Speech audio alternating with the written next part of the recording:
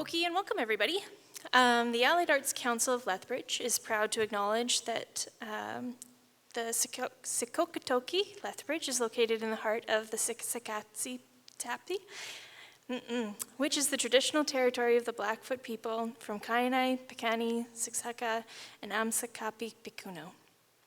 We honor and acknowledge the Siksikati who have cared for these lands since time immemorial. We recognize that Treaty 7 territory is also home to the Métis Nation of Alberta, Region 3, and many other Indigenous peoples. Thank you all for joining us tonight at CASA for our Big Ideas Interwoven Legacies with Karla Mathercox. My name is Katie Bruce, and I'm the Public Art Coordinator for the Allied Arts Council of Lethbridge, and I'm excited to introduce Karla and her project Interwoven Legacies, which was recently installed at the Logan Boulet Arena. It is a two-part project consisting of an exterior window element and Zamboni wrap. At the back table there, you can actually see the physical pieces that became the Zamboni wrap and the window wrap. So if you get a chance to before the end of the evening, make sure you check those out. This work is, of course, a piece to honor the legacy of Logan Boulet and the selfless act of organ donation, and is tied to the incredible sports community we experience here in Lethbridge and across our nation. In attendance tonight, we also have members of the Boulet family who have been a wonderful partner throughout this project, sitting on the selection committee and providing critical dialogue with Karla throughout the process. Toby, Bernie, thank you for coming tonight and for your continued presence in our community. Rather than me go on and on and on and on and on about Karla's fabulous process, I'd like to welcome Karla to the podium to talk about her practice and how this work came to form. Karla is a local artist and craft person living and practicing in Southern Alberta. Her work mixes analog and digital methods of creation, as demonstrated in the honored piece this evening, and she's long been involved in Lethbridge's art community here. Karla has a number of public art pieces installed throughout Lethbridge, including one just at the corner here, southwest corner of CASA. So without further ado, Karla Mathercox.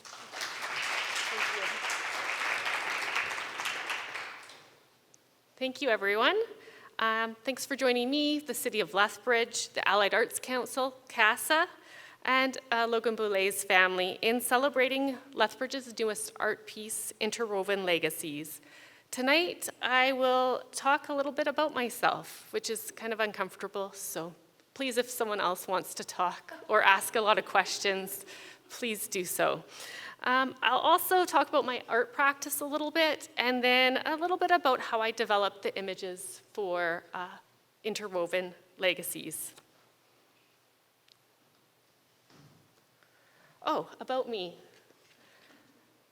Well, Katie kind of did it, but I will say I'm a multifunctional artist and crafts person living and practicing here in Southern Alberta. I've had the opportunity to share my work in a variety of group exhibitions, including some in Canada, Alberta, Ontario, Quebec, and BC. I've also had two solo exhibitions, one here at CASA called Sins and Insecurities in 2019, and then just last summer at the Helen Schuler, and it was called The Real House Finches of LA. And then Katie had mentioned a few of my other public art pieces. So my art is typically rooted in an element of craft and text, and I like to explore the connections between technology and the process of making. As you can see from these images, I work in and explore a variety of mediums, such as text, textile, weaving, prototyping, 3D printing, sculpture, and installation.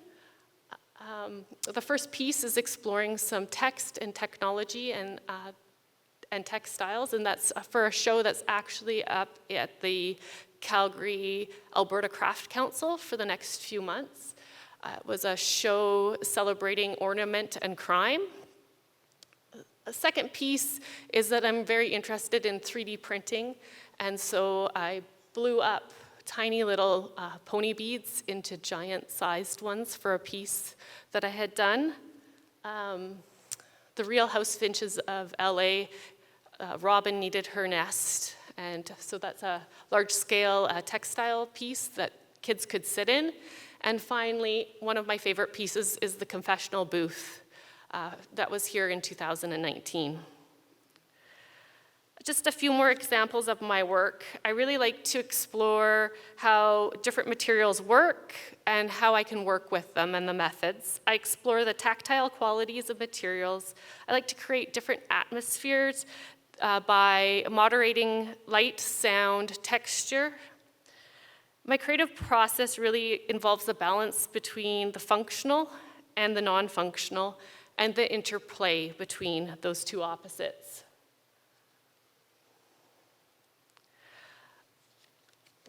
I'm also interested in exploring visual communication through repeating patterns and surface design. So the pansies on the end is actually based on the piece that you can see when you are leaving and in the parking lot called Garden Party.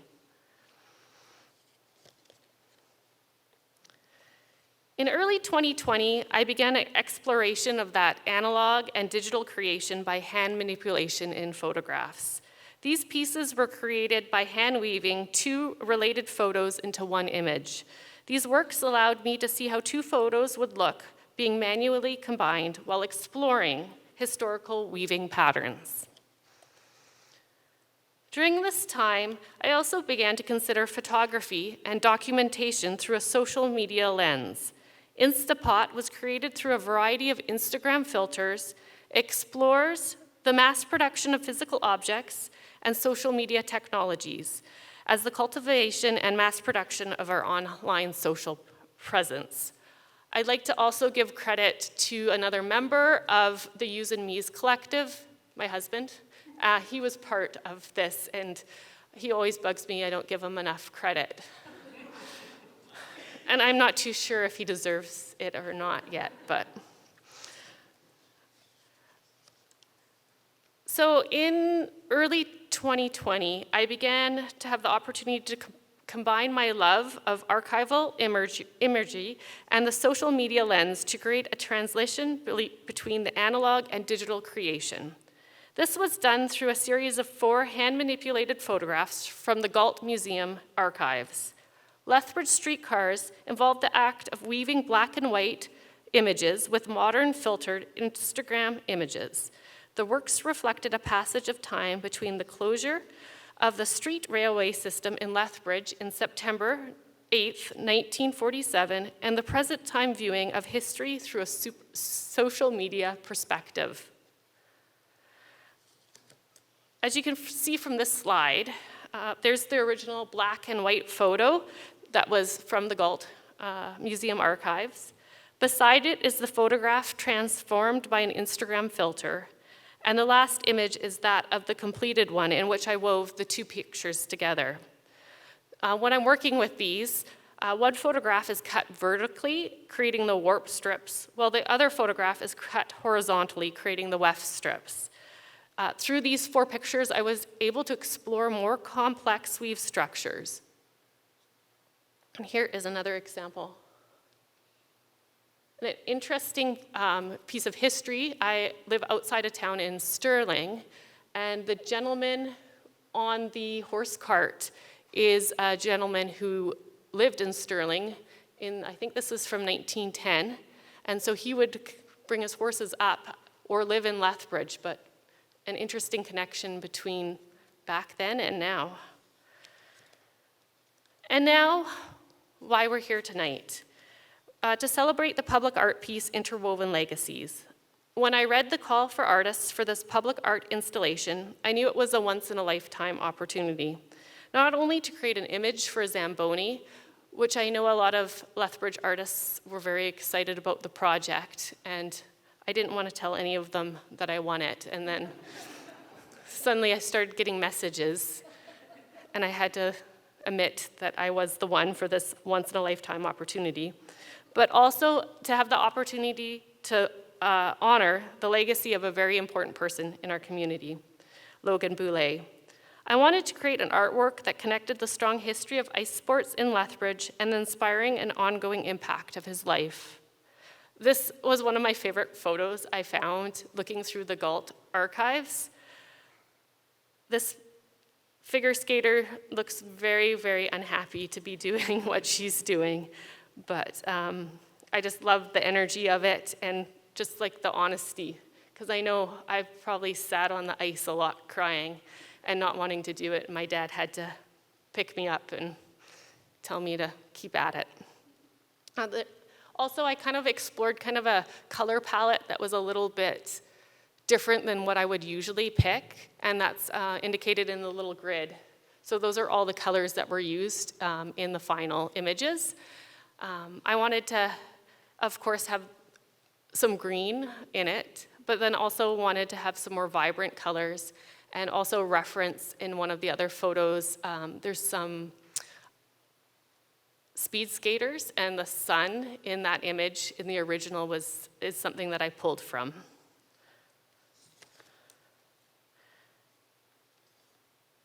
So through this lens of manipulating historical archive photographs from the Gault and beloved family photographs of Logan Boulet, I aimed to weave a narrative that illustrated how one action of one community member can create a ripple effect that touches the lives of countless others, leaving a lasting impression on generations to come. The process for these photos was a little bit different than my previous hand-manipulated photographs. I wanted to use a technique that physically and visually referenced the ripple effect that Logan Boulet's gifted donation caused in the awareness and registrations for organ donation. I began with 9 different images, and each of these images was printed in black and white and an edited colorized version. So here's an example of a black and white one. I believe they're out in Henderson. And then using different colors to create the colored image. And then I cut them, reorganized them, reassembled them, traded some between the black and white and the colored photo, taped them all down, cut them again, and resulted in creating these little tiles or a little mosaic squares that kind of represented that ripple effect. So in the end, I started with 9 different images, and each image became 8 images. So in total on the Zamboni, there are 72 different images repeated throughout it. And this was my favorite photo that the family shared with me of Logan Boulet. And then it being translated into 8 different pictures. So the Zamboni and windows at the Logan Boulet Arena have become a canvas for these interconnected narratives, and I hope it invites viewers to reflect on the interconnectedness of action and how small efforts can generate significant change. It really has been a privilege for me to honor Logan Boulet's legacy and the incredible mark he has left on our community and Canada's organ donation landscape.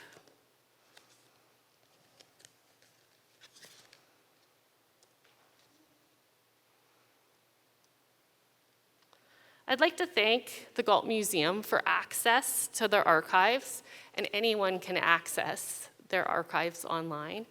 I know I had been speaking to a few people at the Lethbridge Gault Museum, and they don't really get a lot of submissions for photographs that are happening in our community anymore, whereas in the past they would get, boxes of donations from families and stuff that helped document our history here in Lethbridge and the surrounding areas.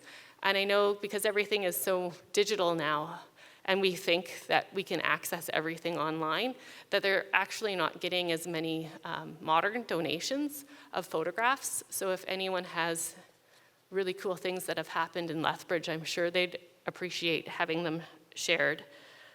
I'd also like to thank the City of Lethbridge and the Allied Arts Council and CASA just for all of their continued support to all the artists here in Lethbridge. And of course, for their support for me, for all the opportunities I've had. I've really appreciated it. I said I would give a confession.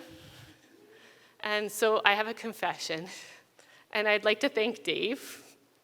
Dave cuts a lot of my stuff because I cannot cut a straight line. I've really tried, but I can't do it. And I have a Cricut, and sometimes it does some of the straight lines, but I can't even put things straight on the Cricut. So Dave does do a lot of support and help for me, and I really do appreciate it. Thank you, Dave.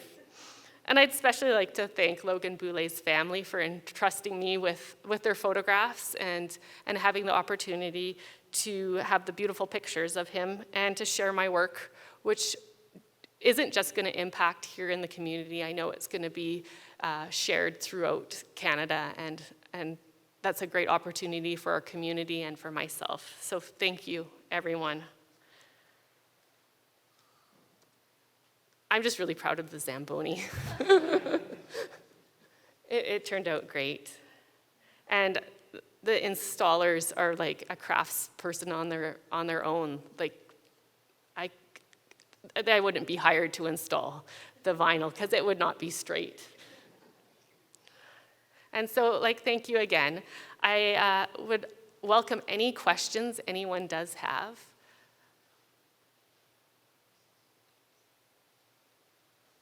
Hello.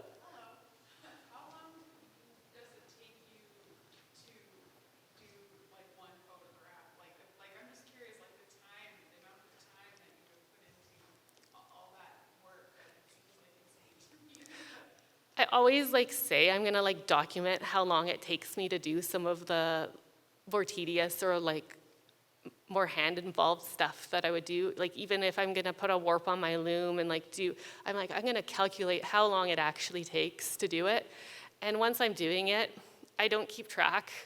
I kind of get in a zone and I get focused on getting it done. And so I have no idea. Because it doesn't feel like work when I'm doing it. It would feel like work if I had to cut them. But I get to do the fun part, so. But yeah, I really should, as craftspeople and artists, we should know how much effort and time we put into things. And some people are good about it, and I'm gonna write down, and then the third time I'm working on it for an hour, I'm just so excited to get to do it. I didn't start the time. But this project, because of how many photos and how many times we had to cut and tape things, was probably one of the larger and longer periods of time I had to work with photographs. You had showed your color palette, so did you start with all of those colors, or did you start with a few colors and then realize you had more pictures and then needed more color? So I worked through with some technology that was telling me what kind of colors they could offer for kind of filters again. And so I started with only a few, and as I added pictures, I added more colors. So I ended up kind of making myself open to more colors. So I really, when I had started the process, I was thinking, and I had done some of them in just the greens and maybe the blues and the black and white, and it didn't feel vibrant enough. And so then it expanded into more colors. I haven't seen the Zamboni, and my apologies if you answered this question. And the cards in the back I saw, so I could get the process. So on the Zamboni, what's the process? Are they great big huge copies of the photographs that you cut out and did the same thing only on a much larger scale? No, so all of those little pictures Yep. were then scanned into the computer, and then we used Photoshop or InDesign. We had a template, and then I could play with moving them and ordering them onto that. And then it is printed like a big sticker. And then talented sticker appliers, vinyl, and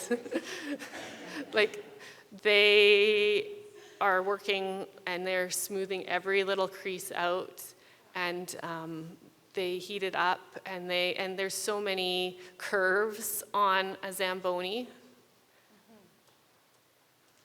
that they're cutting pieces off to make it seamless like that triangle piece like comes out, and they were able to cover it seamlessly on it, and it goes up on the top, and they cut, and that was like one of the hardest parts of any of these public art pieces, is like I'm used to being the one who is from start to finish, and handing it off to other people has given me such an appreciation of how professional everyone is involved in this, the graphic designer, the vinyl printers, and the installers.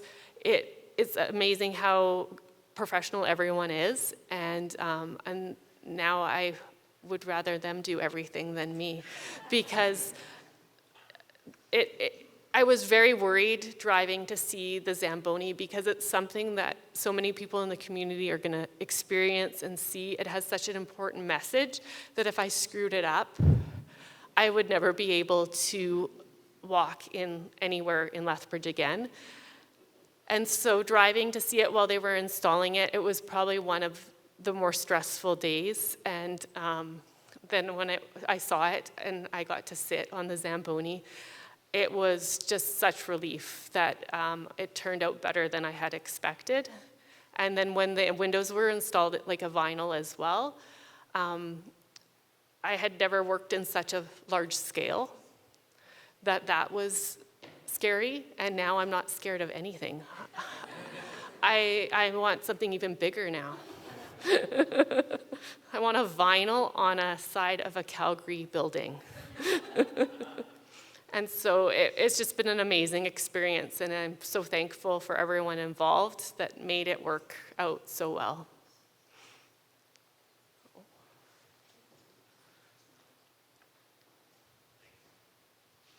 Hi, thanks. This is a really great talk. I'm interested to learn a little bit more about some of the archival images that you selected, and like any of the stories behind them, or like how you came to find the particular images you used. So, as I said, like the Galt has such great archives that anyone can go on and search. Working through their archives a little bit is like choosing the right search words. It's like a Google search. You can find nothing with some of the words you search, and sometimes when you put hockey was a great one, skating, you got lots of different things. One of my favorite images was of this unhappy skater. It's probably one of the earliest photos. Unfortunately, not a lot of times in some of these photos they had any sort of detail other than like it might be from this era. Some of them, none of the ones I picked had anyone's name attributed to it. So I'm wondering if they were just submitted as someone's roll of film, especially with the shinny hockey picture that's not in my slides but in the back. There was like a whole ton of photographs that looked exactly the same date, that it looked like it was from someone's collection, and it was not actual photographs, it was the slides, because they would have 2 or 3 pictures joined together on those. I just enjoyed trying to find pictures in the archive that I enjoyed. I wanted to find something that represented all different ice sports. So we have figure skaters, speed skaters. I know we've all, maybe not so much lately, enjoyed skating outside. So there was pictures of people, playing shinny hockey at Henderson. And then some figure skaters inside in some of the other arenas in town.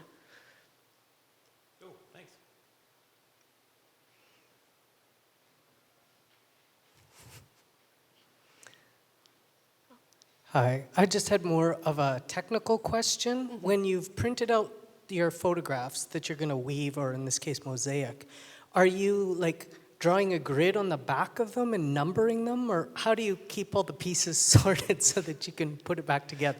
So Dave does number them for me. But in some of like the ones I had done earlier, we didn't number them. And we've learned a lot of things through experience. Like when I've been trying with some of the luckily in some of the larger woven ones I've done, when we cut them on the Cricut, it leaves a little band at the bottom. So the warp threads are actually there. I'm not like losing them, but the weft ones, I didn't number them. And then they would all be in a pile, and then I'd have to like sort them out. And then even though I think no one's gonna touch something, something happens, and then I have to reorganize them again. But then we would learn from that, and then Dave numbers them when he cuts things for me. And I've also learned about tape. Like, you can't put tape on the front of the photos. You think you might be able to because you got the low-tack tape, and photos and tape never mix on the front of them. And then, like, some of them earlier on, I wasn't taping them very much, especially with the woven ones, and so then things would shift and stuff, and now I go through a lot of tape when I'm putting things together. The mosaic tiles, I just used green painter's tape, and I probably should have used something that was a little bit more tacky, because a square is missing through its travels and stuff. One little mosaic has gone missing. But that's the process, and this style of one was even more tedious because I'm sorting things into piles and then taping them back together, and then Dave's cutting them again, and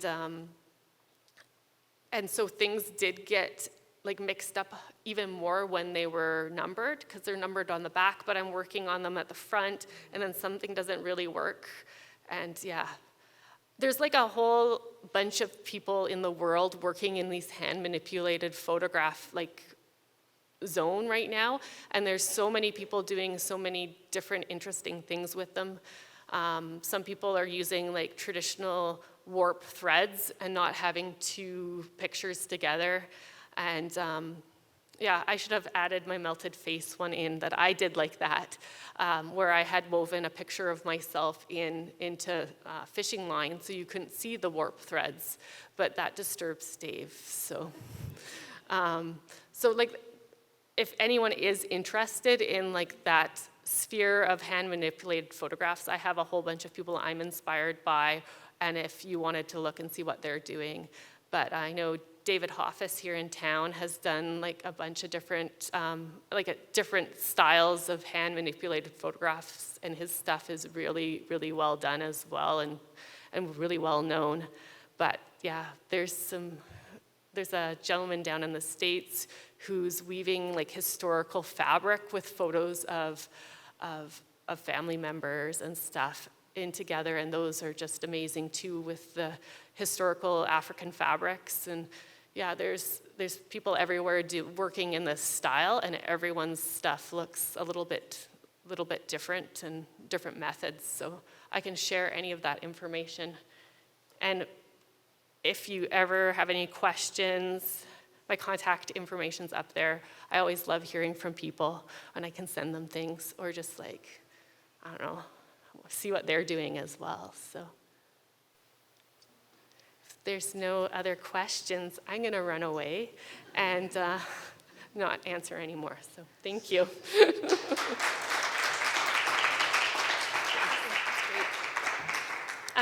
Thank you so much, Karla, for your talk and your generous sort of answer question period there. That was great. Just a note, there's ample pizza at the back, so please grab a piece or two. There's a cash bar as well. You're welcome to stay and mingle or ask questions of the artist off camera. That's cool too. Thank you so much, everybody, for coming out tonight.